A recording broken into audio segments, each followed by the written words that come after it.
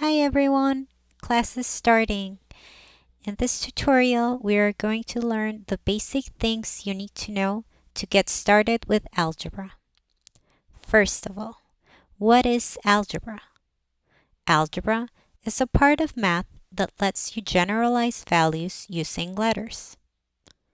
Not those letters. The first letters of the alphabet A, B, C are normally used as constants, which are fixed numbers. We represent unknown numbers or variables with the last letters of the alphabet, X, Y, Z. Now, your next question could be, when would I use it? Actually, you may have already used algebra without even knowing. For example, how do you calculate the area of a rectangle?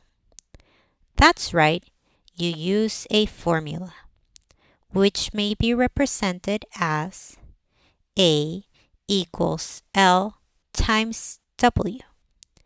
Area equals length times width. In this case, A, L, and W represent generalized values because they will depend on the size of the rectangle. For example, rectangle 1 has different length and width than rectangle 2, but we use the same formula to get their area. Now, you may be wondering, why would I use algebra?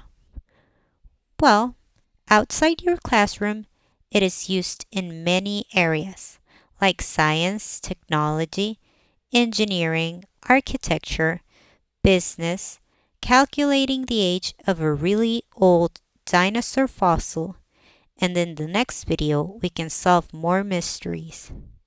Thank you for watching, and if you like this video, make sure to hit that like button, subscribe, and share.